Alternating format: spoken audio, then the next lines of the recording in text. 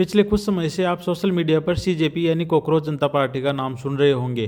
कभी जंतर मंतर पर प्रदर्शन, कभी संसद मार्च, कभी सोशल मीडिया पर वायरल पोस्ट, कभी देश भर में चर्चा। लेकिन आखिरकार यह कॉकरोच जनता पार्टी है क्या? क्या यह कोई राजनीतिक पार्टी है? इसकी शुरुआत कैसे हुई? इसके पीछे लोग कौन है? आखिर इसे कॉकरोच नाम ही क्यों दिया गया? और 20 जुलाई को संसद मार्च वाले दिन सोनम वांगचुक ने अपनी मांगों को क्यों बदल दिया? यह सब जानेंगे हम आज के वीडियो में।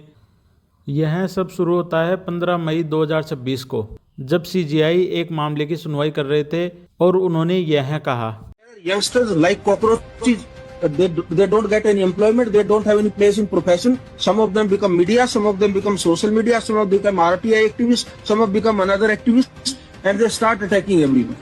And you people file contempt petition because High Court is not taking up the matter of, as if there are already parasites in society who attack you people, you attack the system, and you want to join hands with them.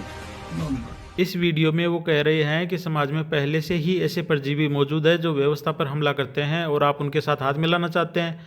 Cockroach जैसे युवा है, उन्हें कोई रोजगार नहीं मिलता और पैसे में उनकी कोई जगह नहीं है। उनमें से कुछ सोशल मीडिया में चले जाते हैं, कुछ मीडिया में चले जाते हैं और कुछ आरटीआई कार्यकर्ता बन जाते हैं, कुछ अन्य कार्यकर्ता बन जाते हैं और वे हर किसी पर हमला करना शुरू कर देते हैं और आप लोग अवमानना याचिकाएं दायर करते हैं। उनकी यह टिप्पणी सोशल मीडिया पर तेजी से वायरल हो गई और लोगों के बीच यह संदेश गया कि उन्होंने बेरोजगार युवाओं को कॉकरोच कह दिया है।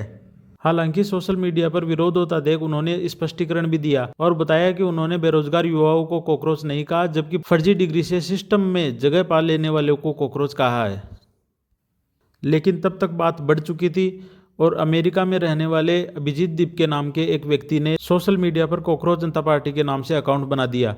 लॉन्च के 78 घंटों के भीतर ही कॉकरोच जनता पार्टी के इंस्टाग्राम पर 30 लाख से ज़्यादा फॉलोअर हो गए और अगले 5 दिनों के भीतर यह आंकड़ा 100 लाख के पार पहुंच गया और भाजपा के आधिकारिक हैंडल को भी पीछे छोड़ दिया। अब जानते हैं ये अभिजीत दीपके कौन है। अभिजीत दीपके का जन्म महाराष्ट्र के औरंगाबाद में हुआ है। इन्होंने पुणे से पत्रकारिता में स्नातक की उपाधि प्राप्त की। इसके बाद वे संयुक्त राज्य अमेरिका चले गए और बोस्टन विश्वविद्यालय से जनसंपर्क में मास्टर ऑफ साइंस की उपाधि प्राप्त की। सन 2020 से 2023 के बीच दीपके ने आम आदमी पार्टी की सोशल मीडिया टीम में स्वयंसेवक के रूप में काम किया। इसके बाद उन्होंने विदेश में पढ़ाई के लिए 2023 में आम आदमी पार्टी को छोड़ दिया। लेकिन 16 मई 2026 को बनाया गया कॉकरोच जनता पार्टी का सोशल मीडिया हैंडल उनके लिए जल्द ही भारत आने के रास्ते खोलने वाला था। इसके बाद 6 जून को वे भारत आए और दिल्ली में जंतर मंतर पर एक दिन का प्रोटेस्ट किया। इसके बाद भारत के अलग अलग शहरों में छोटे छोटे एक दिन के प्रोटेस्ट किए गए। लेकिन 20 जून को जंतर मंतर पर एक लंबा प्रोटेस्ट शुरू कर दिया। इनके प्रोटेस्ट की मुख्य मांग थी शिक्षा मंत्री धर्मेंद्र प्रधान का इस्तीफा। इसके बाद अभिनेताओं, सेलिब्रिटीज और अलग अलग पार्टियों के नेताओं का उनको समर्थन मिलना शुरू हुआ। 28 जून को सोनम वांगचुक इनके साथ जुड़े और उन्होंने अनशन शुरू कर दिया। सोनम वांगचुक की 2 प्रमुख मांगे थी। पहली, शिक्षा मंत्री धर्मेंद्र प्रधान का इस्तीफा। दूसरी, लद्दाख को संविधान की 6वीं अनुसूची में शामिल करके पूर्ण राज्य का दर्जा देना। 18 जुलाई आते आते उनका वजन लगभग 9.5 किलो कम हो गया और दिल्ली पुलिस ने उन्हें उठाकर अस्पताल में भर्ती करवा दिया। इससे पहले ही यह घोषणा की जा चुकी थी कि 20 जुलाई को संसद तक मार्च निकाला जाएगा। इस पर उनकी पत्नी ने कहा कि सोनम को उनकी मर्जी के बिना कोई भी दवाई या खाना नहीं दिया जाना चाहिए। इस प्रकार सोनम ने हॉस्पिटल में भी अपना अनशन जारी रखा। सोनम की पत्नी ने कहा कि 20 जुलाई के संसद मार्च में अगर सोनम को अनुमति नहीं मिलती है तो उनकी जगह वह स्वयं मार्च का नेतृत्व करेगी। 20 जुलाई को संसद मार्च से पहले सोनम वांगचुक के सोशल मीडिया हैंडल से एक लेटर पोस्ट हुआ जिसमें उन्होंने अनशन तोड़ने के लिए 3 शर्तें रखी। जिसमें उनकी पहली शर्त थी कि सरकार शिक्षा व्यवस्था की विफलताओं और पेपर लीक जैसे मामलों की जिम्मेदारी स्वीकार करे।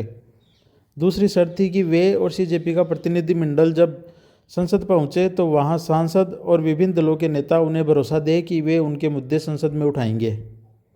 और तीसरी शर्त थी कि यदि वे स्वास्थ्य कारणों की वजह से संसद नहीं जा सकते तो विभिन्न दलों के नेता अस्पताल आए और उन्हें यही आश्वासन दे।